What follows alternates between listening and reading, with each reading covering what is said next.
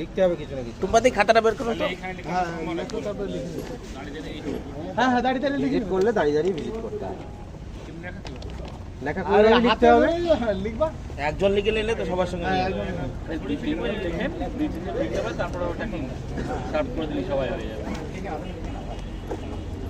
তাহলে 1974 সালে প্রথম কৃষি বিজ্ঞান কেন্দ্র শুরু হয় পন্ডিচেরিতে।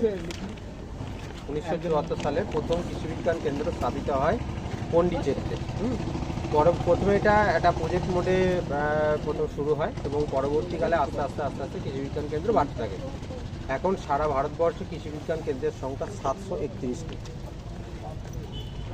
এবার এই কৃষি বিজ্ঞান কেন্দ্র মূলত প্রথম টার্গেট করা হয় যে প্রতিটি জেলাতে একটি করে কৃষি বিজ্ঞান কেন্দ্র স্থাপন করা হবে।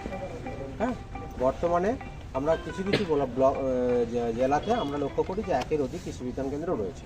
কেন? কারণ সেখানে যে কৃষি ব্যবস্থাপনা, সেই কৃষি ব্যবস্থাপনার প্রেশার রয়েছে। তো সেই কারণে সেই সমস্ত জেলাতে একের অধিক কৃষি বিজ্ঞান কেন্দ্র মূলত স্থাপিত হয়েছে। হ্যালো, হ্যাঁ সাইদুলবাবু ক্লাস নেবে না, আমি অন্য একটা ক্লাস নিচ্ছি। তো এবার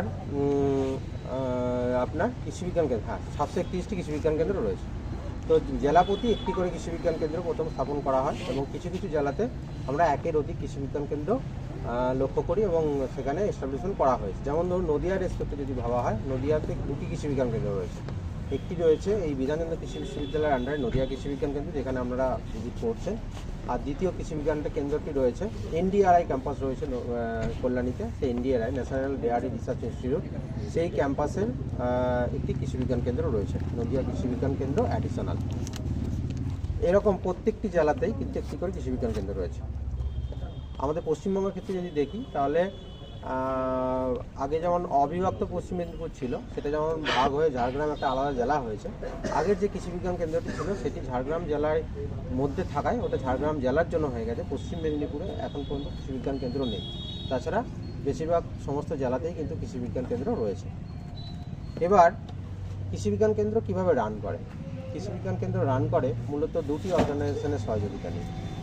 একটি অর্গানাইজেশন কী করে? সেই অর্গানাইজেশন মূলত কৃষি বিজ্ঞান কেন্দ্রের ফান্ডিং করে, অর্থাৎ এর যে আর্থিক যে প্রয়োজনীয়তা সেটি মেটায় হচ্ছে ICAR, Indian Council of Agricultural research.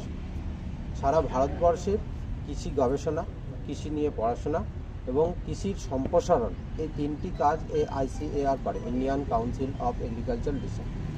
এই ICARই আমাদের এই 731টি যে কৃষি বিজ্ঞান কেন্দ্র রয়েছে দেশে, সেই কৃষি বিজ্ঞান কেন্দ্রে 100% ফান্ডিং করে। অর্থাৎ এই প্রতিষ্ঠানের যে বিল্ডিং দেখছেন, সেই বিল্ডিং, তার যে ফেসিলিটি, তার যে স্টাফের যে বেতন, সমস্ত কিছুটাই ফান্ডিং করে কিন্তু এই ICAR, Indian Council of agriculture. এই ইন্ডিয়ান কাউন্সিল অফ এগ্রিকালচার রিসার্চের ইনস্টিটিউশনটা রয়েছে দিল্লিতে। তাহলে দিল্লি থেকে এই নদিয়া কৃষি বিজ্ঞান কেন্দ্র চালনা করা কঠিন বিষয়। সেই কারণে এখানে একজনকে হোস্ট দেওয়া হয়েছে, অর্থাৎ যাদের তত্ত্বাবধানে জোন স্পেসিফিক, অর্থাৎ নদিয়ার যে আবহাওয়া, জলবায়ু, ভূমি প্রকৃতি, মৃত্তিকার গঠন, এখানের যে চাষের প্রণালী পাঞ্জাব বা হরিয়ান ভিন্ন, তাহলে কোনো একটা দিল্লি থেকে এখানে নিয়ন্ত্রণ করা, অর্থাৎ লোকেশন স্পেসিফিক, যে এই জায়গার জন্য কোনটা প্রয়োজনীয়তা রয়েছে, কোনটা নেই, কোনটা করা প্রয়োজন, সেই যে সিদ্ধান্ত, সেই সিদ্ধান্ত বা অ্যাডমিনিস্ট্রেটিভ কন্ট্রোল করে বিধানচন্দ্র কৃষি বিশ্ববিদ্যালয়। ওকে, এবার এই যে ফান্ডিং যেটা বললাম 731টা কৃষি বিজ্ঞান কেন্দ্র, 731টা কৃষি বিজ্ঞান কেন্দ্রেরই ফান্ডিং করে ICAR, কিন্তু হোস্ট হচ্ছে ভিন্ন, অর্থাৎ অ্যাডমিনিস্ট্রেশন কন্ট্রোল ভিন্ন ভিন্ন জন করে। তাহলে তারা কারা কারা করে? এক করে SAO, অর্থাৎ স্টেট এগ্রিকালচার ইউনিভার্সিটি। যেমন ধরুন বিধানচন্দ্র কৃষি বিশ্ববিদ্যালয় স্টেট এগ্রিকালচার ইউনিভার্সিটি, তার আন্ডারে এটা রান করে। ওকে, কোনো সেন্ট্রাল এগ্রিকালচার ইনস্টিটিউশন হতে পারে। হ্যাঁ, যেমন ধরুন বুদবুদ, বর্ধমানে বুদবুদ কৃষি বিজ্ঞান কেন্দ্র যেটি রয়েছে, সেটি নিয়ন্ত্রিত হয় ক্রাইজাব থেকে। পাটের একটা সেন্ট্রাল গভর্নমেন্টের একটা পাটের গবেষণা কেন্দ্র ক্রাইজাব, সেই ক্রাইজাব নিয়ন্ত্রণ করে। তাহলে SAO করতে পারে স্টেট এগ্রিকালচার ইউনিভার্সিটি। কোনো একটা সেন্ট্রাল গভর্নমেন্টের রিসার্চ ইনস্টিটিউশন করতে পারে, আগে করতে পারে কোনো একটা NGOকে দায়িত্ব দেওয়া হতে পারে। যেমন ধরুন আমাদের সারগাছি যে কেবিকে রয়েছে রামকৃষ্ণ মিশনের আন্ডারে, নিমপিট কৃষি বিজ্ঞান কেন্দ্র রয়েছে রামকৃষ্ণ মিশনের আন্ডারে। তাহলে কোনো একটা এনজিও সংস্থা, যেমন আগে সেবাবর্তী কৃষি বিজ্ঞান কেন্দ্র ছিল, সেটাও কিন্তু এনজিওর আন্ডারে ছিল, যদিও সেটা এখন স্টপ হয়ে সেটা এখন বিবেকানন্দ কৃষি বিশ্ববিদ্যালয়ের অধীনে চলে এসেছে।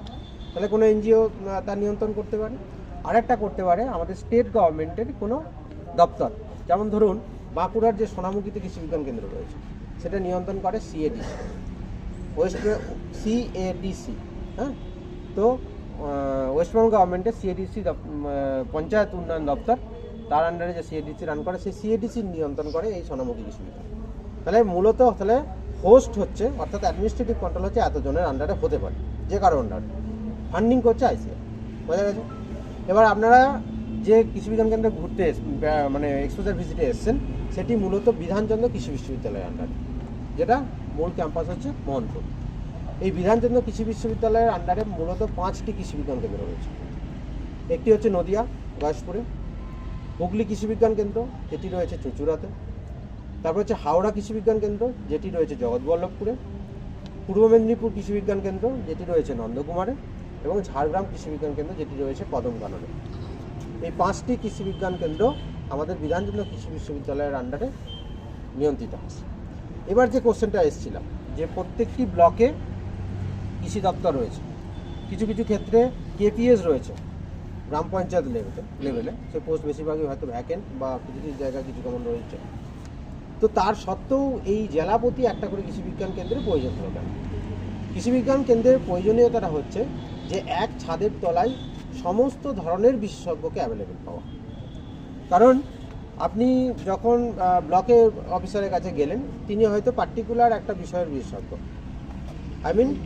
আমাদের এগ্রিকালচারে কিন্তু অনেক ডিপার্টমেন্ট রয়েছে, মাটির উপর দপ্তর রয়েছে, শস্য বিজ্ঞানের উপর দপ্তর রয়েছে, বীজ বিজ্ঞানের উপরে রয়েছে, প্ল্যান্ট ব্রিডিংয়ের অর্থাৎ প্ল্যান্ট ব্রিডিংয়ের উপর রয়েছে, প্ল্যান্ট ফিজিওলজি রয়েছে, বায়োকেমিস্ট্রি রয়েছে, বায়োটেকনোলজি রয়েছে, তারপরে আপনার এগ্রিকালচার কেমিক্যালস রয়েছে, ইকোনমিক্স রয়েছে, এন্টোমোলজি রয়েছে, এক্সটেনশন রয়েছে, এরকম 17টা ডিপার্টমেন্ট রয়েছে। তাহলে কোনো একটা পার্টিকুলার বিষয়ের বিশেষজ্ঞ তিনি হয়তো সেটা নিয়ে পড়াশোনা করেন।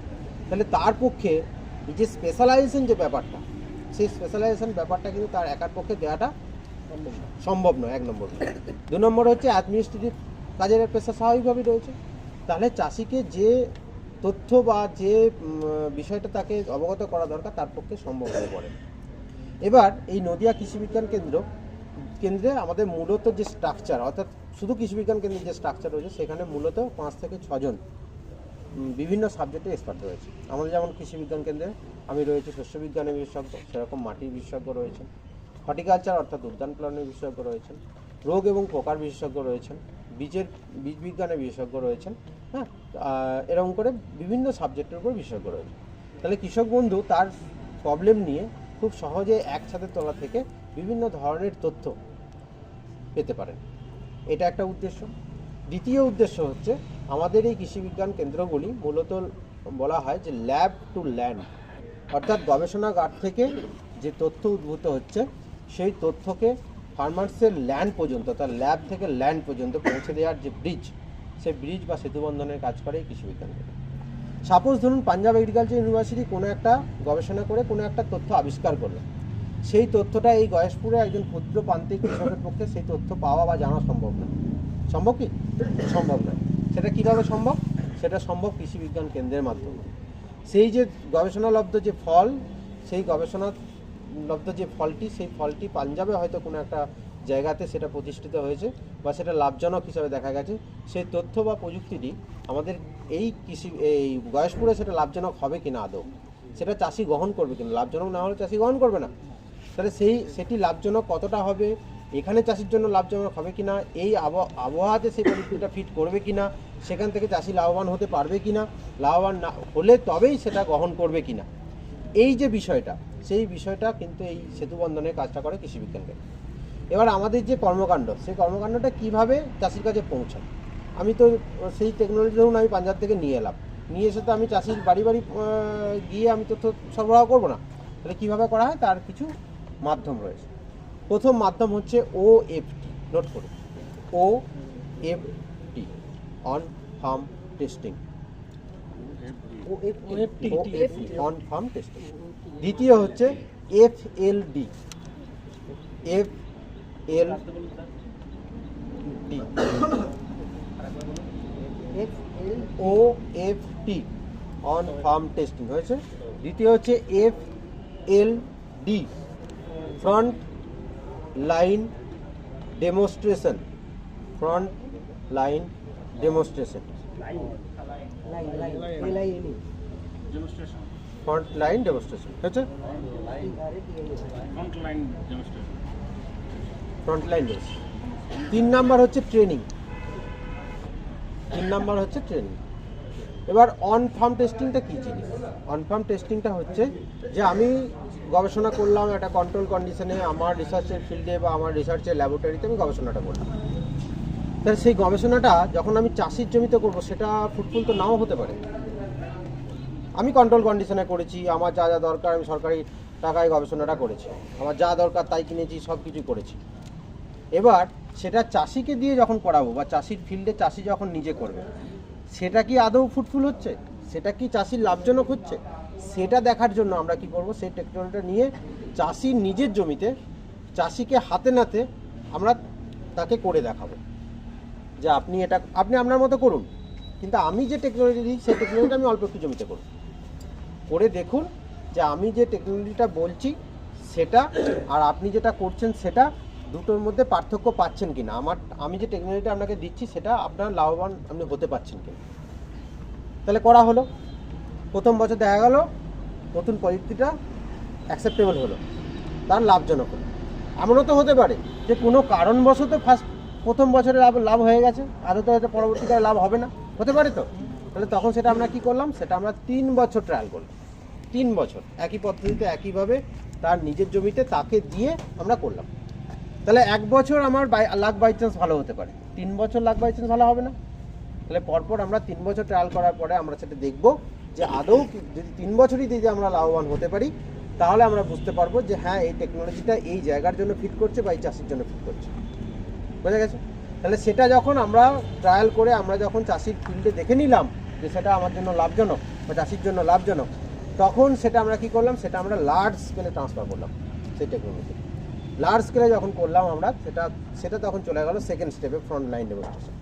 সেটা হয়তো কয়েকশো চাষিকে নিয়ে সেই টেকনোলজিটা আমি সার্ভ করলাম তাদেরকে। ওকে, এবার এই যে ওএফটি বা এফএলডি যখন আমরা করছি, তখন চাষিদের কি দরকার, সঠিক জ্ঞানের দরকার, তথ্যের দরকার, তাকে শেখাতে হবে, পড়াতে হবে, হাতে কলমে কাকে পড়াতে হবে। তাহলে এই হাতে কলমে করতে গেলে আমাদেরকে ট্রেনিং দিতে হবে। ট্রেনিংটা আমরা কীভাবে দিই, দুভাবে দিই। একটা হচ্ছে চাষিদেরকে আমরা আসতে বলি, এসে আমাদের ইনস্টিটিউশনে ট্রেনিং দিই, আমাদের যে ডেমো ইউনিট আছে সেখানে তাকে হাতে নাতে করাই বা দেখাই। আর একটা হচ্ছে চাষির বাড়িতে গিয়ে আমরা ট্রেনিং, গ্রামে গিয়ে আমরা ট্রেনিং, এটা ট্রেনিং দিয়ে তাকে হাতে নাতে করাই। তাহলে ট্রেনিং হয়ে গেল, তাহলে ট্রেনিং সে শিক্ষা গ্রহণ করছে এবং ফসল লাগানো থেকে তোলা পর্যন্ত, যে ওএফটি ট্রায়াল হচ্ছে, ফসল লাগানো থেকে একদম ফসল কাটা পর্যন্ত প্রত্যেকটি পদক্ষেপে আমাদের সাথে চাষিরা যুক্ত থাকে এবং কন্টিনিউয়াস তত্ত্বাবধানে কিন্তু সে ওএফটিটা কমপ্লিট করে। এফএলডি ক্ষেত্রেও সেম ব্যাপার, তার মাঝপথে বিভিন্ন ধরনের সমস্যা হতে পারে, রোগের সমস্যা হতে পারে, পোকার সমস্যা হতে পারে, বিভিন্ন ধরনের সমস্যা হতে পারে, সেই সমস্যাগুলোকে অ্যাড্রেস করা হয়, নাহলে তো আমার টেকনোলজিটা ফেল করবে। আমি যদি চাষিকে শিখিয়ে পড়িয়ে দিতে পারি, সে যদি সেই শিক্ষাটা নিতে পারে, গ্রহণ করতে পারে, তবেই সে পরবর্তীকালে আমার হেল্প ছাড়া সে করতে পারে। তাহলে প্রথম বছর তাকে আমাকে সাপোর্ট দিতে হবে। সাপোর্টের ক্ষেত্রে আমরা কী করি, আমরা কিছু কেমন তাদেরকে হেল্প করি, যেমন বীজ হয়তো ফ্রিতে দিলাম, বা সে ট্রিটমেন্টের জন্য ওষুধ দিলাম, কিছু কেমন মাইক্রোনিউট্রিয়েন্ট বা সার দিলাম, বা লাইট ট্র্যাপ দিলাম, বা যে টেকনোলজির মধ্যে আমরা কাজ হবে সেই টেকনোলজি তাকে প্রোভাইড করলাম। এবার কি হলো, তাহলে ওএফটি হলো, এফএলডি হলো এবং ট্রেনিং। আরেকটা বিষয় যেটা আমরা করি সেটা হচ্ছে ডেমনস্ট্রেশন এবং মেলা করি বিভিন্ন জায়গায়। মেলার ক্ষেত্রে কি হয়, ছোট ছোট মডেল বলুন বা বিভিন্ন ধরনের লিফলেট, পাম্পলেট, বই, বিভিন্ন তথ্য, সেগুলো আমরা সরবরাহ করার মাধ্যম দিয়ে আমাদের টেকনোলজি আদান প্রদান। সে যদি একটা ডেমো স্ট্রাকচার ছোট, যদি ধরুন সাপোজ একটা পেঁয়াজ সংরক্ষণের একটা ছোট্ট লো কস্ট মডেল যে কীভাবে তৈরি করা যেতে পারে। চাষির হয়তো উঠানের একপাশে হয়তো দেখা যাচ্ছে যে জংলা হয়ে পড়ে আছে, সেই জায়গাটা ছোট্ট একটা স্ট্রাকচার করে সে 20 টাকা কেজি পেঁয়াজ কিনে 60 টাকা 70 টাকা কেজি বিক্রি করতে পারে, লো কস্ট ইনভেস্ট করে, অর্থাৎ অল্প খরচ করে কীভাবে স্ট্রাকচার বানিয়ে সে সেটাকে শুধুমাত্র স্টোর করে সে লভ্যাংশটা তুলে আনতে পারে। তাহলে এই যে বিভিন্ন ছোট্ট ছোট্ট টেকনোলজি তাকে প্রোভাইড করার যে বিষয়গুলো, সেগুলোও করা হয় কিন্তু এই বিভিন্ন ধরনের মেলার মাধ্যমে। আমরা এখানে নিজেরাও মেলা করি, কয়েকদিন আগে মেলা হলো আমাদের, এখানে মেলা করা ছাড়াও কিন্তু আমরা বিভিন্ন জায়গায় কৃষি মেলাতে অংশগ্রহণ করি। আপনারা কোন জেলার? নদিয়া জেলা। যাই হোক, তো আমরা বিভিন্ন জায়গায়, যেমন ধরুন হরিণঘাটার মেলা হয়, সেখানে আমরা যোগদান করি। গাইঘাটাতে মেলা হয়, যোগদান করি। বর্ধমানে বিভিন্ন সময় মেলা হয়, সেখানে যোগদান। এই বিভিন্ন জায়গাতে কিন্তু নদিয়াতেও আমরা বিভিন্ন জায়গায় স্টল করি, বিভিন্ন ধরনের তথ্য প্রযুক্তি তার চাষিদের সামনে তুলে ধরি। তো এর মাধ্যমেও কিন্তু তথ্যের আদান প্রদান আমরা করে থাকি। তো এই হচ্ছে কৃষি বিজ্ঞান কেন্দ্রের কার্যকারিতা। এবার ধরুন আমি এই যে এত মুখে এত কিছু কথা বলছি, উনি বললেন যে ঘরে বসে করলে আমরা লিখতে, বুঝতে, শুনতে সুবিধা হতো, কিন্তু লার্নিং বাই ডুইং, কার্যকারিতার মাধ্যমে যে শেখা আর খাতা কলমে পড়াশোনা করে শেখা, দুটোর মধ্যে কিন্তু পার্থক্য রয়েছে, তাই না? আজকে যদি আমরা ঘরে বসে শেখার প্রশ্ন হতো, তাহলে উনি আমাকে ডাকতেন যে তুমি নদিয়া কৃষি বিজ্ঞান কেন্দ্র কি, কেভিকের কাজ কি, কিভাবে আপনারা কাজ করেন সেটা সম্বন্ধে আমাকে বলে যান। আমাকে ডাকতেন, সুন্দর আমি চলে যেতাম, 40 জনকে আসতে হতো না মাস্টার করে, তাই না? তাহলে ওই জন্য ওই কোর্স মডিউল যখন তৈরি করা হয়েছে, সেখানে এক্সপোজার ভিজিট করা হয়েছে, 8টা এক্সপোজার ভিজিট হয়, তাই তো? তাহলে আমরা এই যে লার্নিং বাই ডুইং, কার্যকারিতা অর্থাৎ কাজ করার মাধ্যমে শিক্ষা, সেই শিক্ষাটা আর শুধু পড়াশোনা করে শিক্ষা, দুটোর মধ্যে পার্থক্য রয়েছে। হ্যাঁ, এই লার্নিং বাই ডুইং এর জন্য কিন্তু আমরা এসেছি। এই যে আমরা এত কথা বললাম, তাহলে কথা বললাম, আপনি শুনলেন, খাতায় নোট করলেন, পরীক্ষা পাস করলেন, চলে গেলেন, সেটা একরকম। আর আমরা এখন যে ঘুরে ঘুরে দেখবো, এই যে আমরা এত কথা বলছি, কিন্তু আমি যখন চাষিকে এনে আমার ফিল্ডে ডেমো ইউনিটে দেখাবো যে দেখুন আমি করেছি, এই তার ফল, আপনি নিজে চোখে দেখুন, তাহলে সেখানে আপনার যে পড়াশোনা, আপনি যেটা চোখে দেখছেন, তার মধ্যে একটা লিঙ্ক করতে পারবেন। আপনার মনে একটা, আপনি আশ্বস্ত হতে পারবেন যে হ্যাঁ করা যায়, শুধু পড়া বা পরীক্ষা নয়, তাই না? তাহলে আমরা মোটামুটি আমাদের এখানে যখন আমরা ট্রেনিং করি, আমাদের কিছু ডেমো ইউনিট রয়েছে, অর্থাৎ যেগুলোর মাধ্যম দিয়ে আমরা তাদেরকে দেখাই, শেখাই, পড়াই। তো সেই জন্য আমাদের বিভিন্ন স্ট্রাকচার রয়েছে, সেই স্ট্রাকচারগুলো মূলত আমরা ঘুরে দেখব। ঠিক আছে, চলুন।